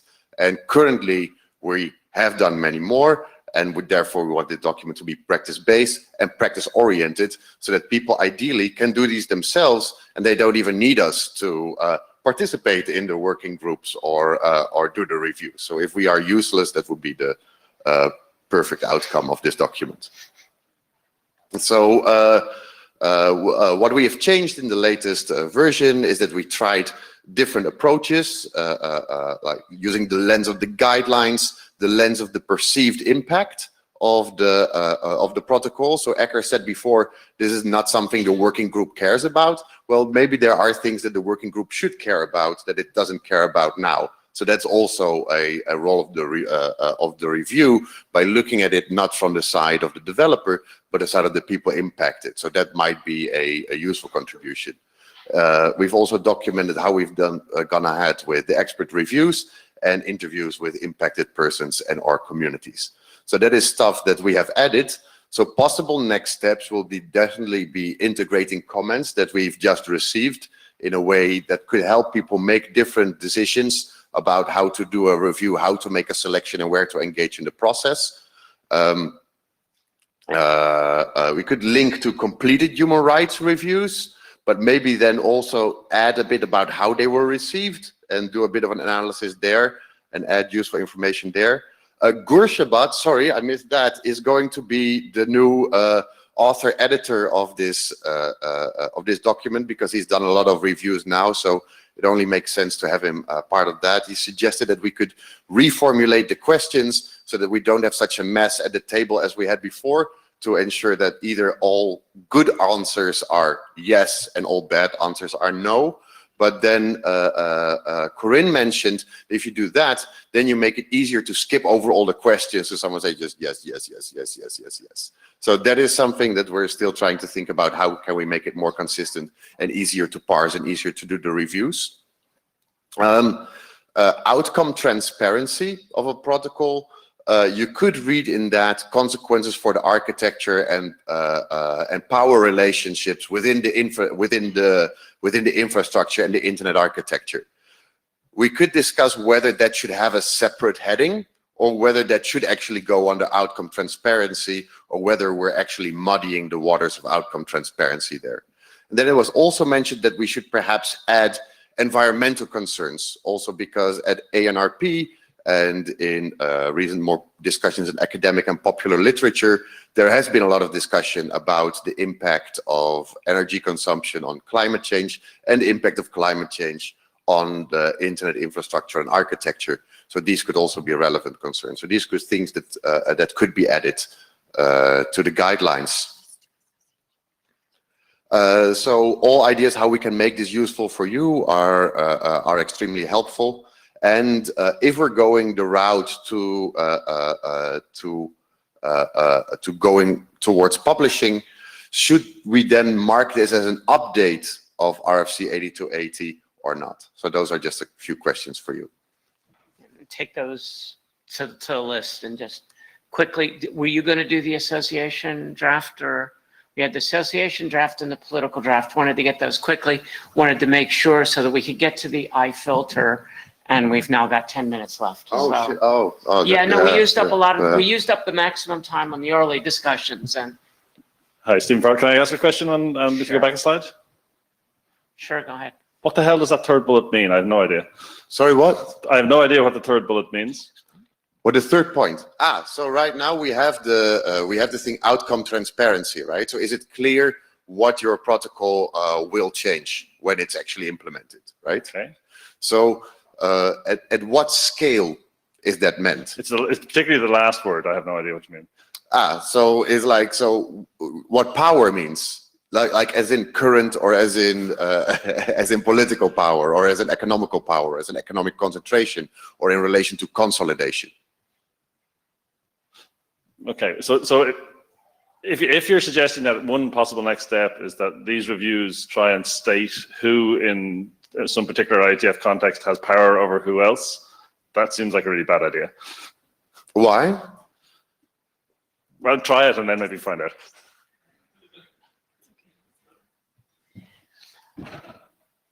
Can I suggest we actually don't do political today because we don't have the time? Can we do association and then filter? Can I do them really quickly? Yes, you can. One Okay, minute. fine. I can done. 1 minute would be They're like great. easy. So we've discussed association and political both a lot. What we're trying to do is in reaction to TED, I think we're trying to do two things. One thing is work on very concrete problems with the reviews, and one thing is deepen and understanding, like on a larger axis, what is the relationship.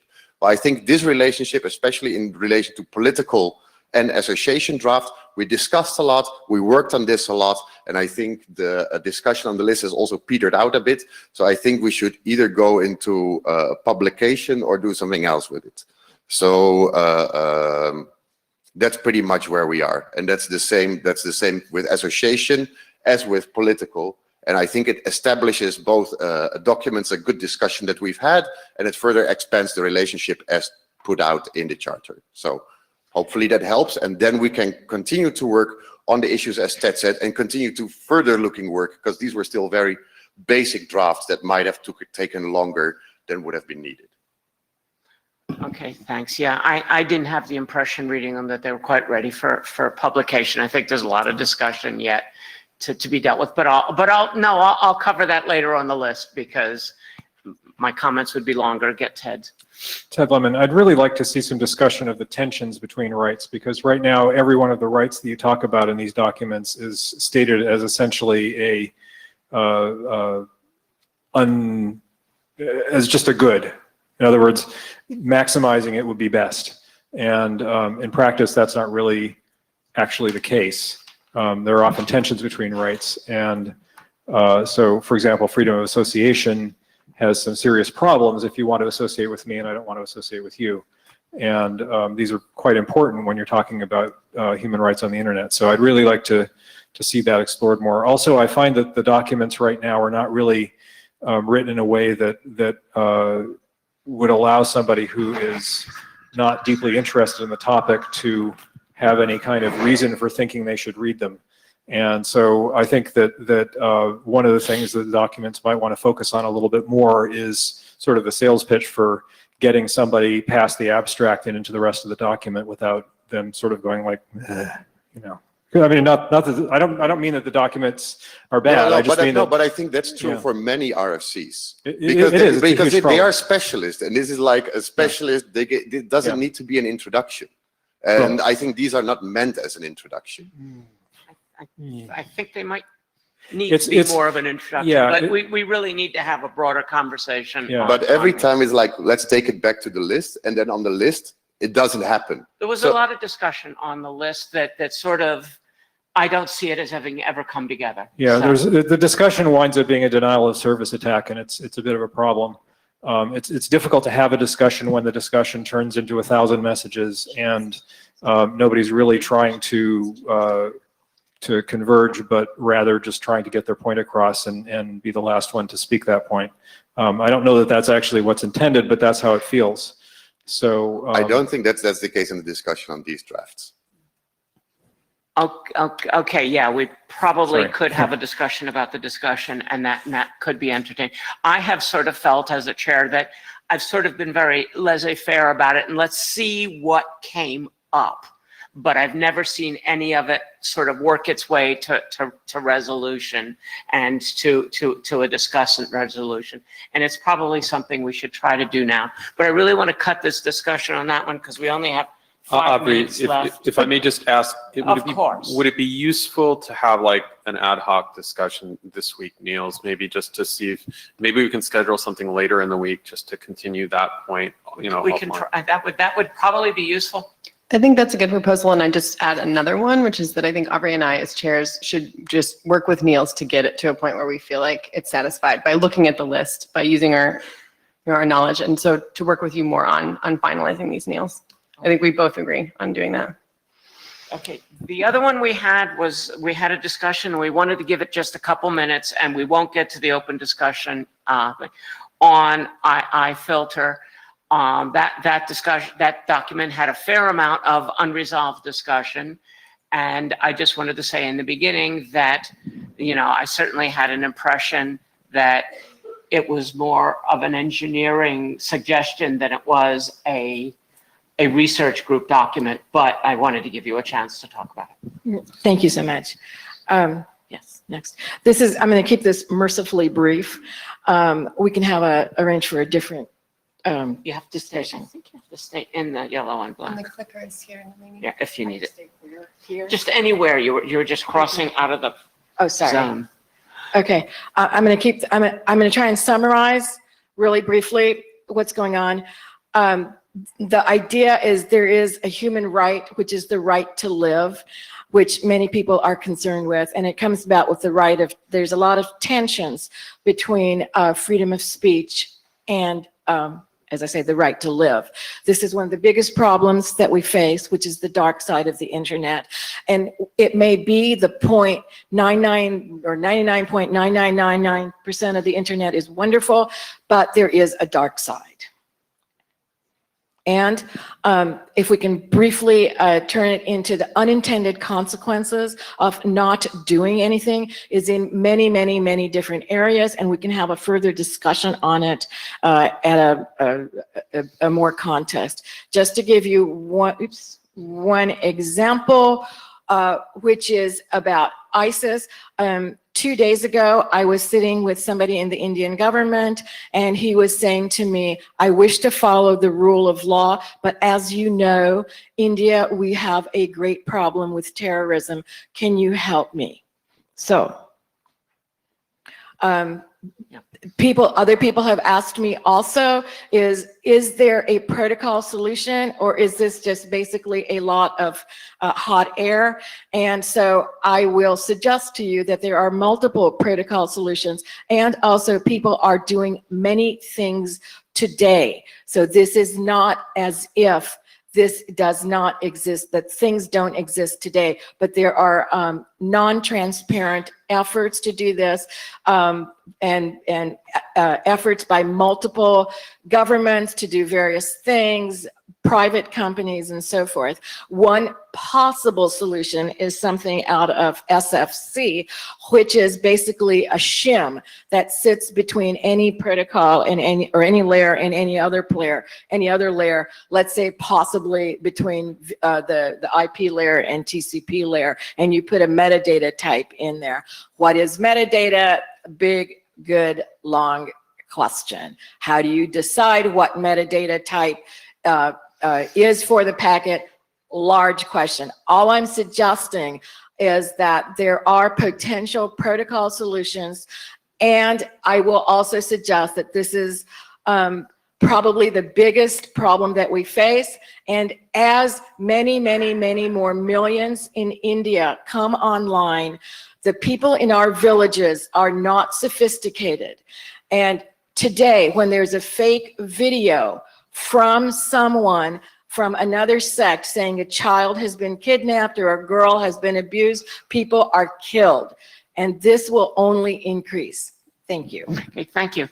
And one of the comments I've got, and then this will be the end of the meeting, is that the document talks about the issue in a general sense, but it also is getting into the engineering and proposing a solution. And I want to be careful about keeping the research on protocol considerations, and is there something to be considered here in terms of protocol and consideration without suggesting new protocol elements? Absolutely. Right. I totally get That's where that. the draft, for me, sort of confuses the issue and is proposing a solution to something as opposed to talking about that circle that you drew. Absolutely, and we were that. trying to break it apart. We were trying to break it apart so we wouldn't, but we can certainly work on that. Okay, thank you. We ran out of time for how we're going to move forward. I will try to take that to the list. Still have the blue things to sign for anybody that didn't sign them. And I want to thank all the people that spoke, all the presentations, and see you next time. And let's see if we can have the ad hoc conversation on some of the documents that we talked about. And if we're having it, then we'll sort of let people know so that people can join in. Thank you.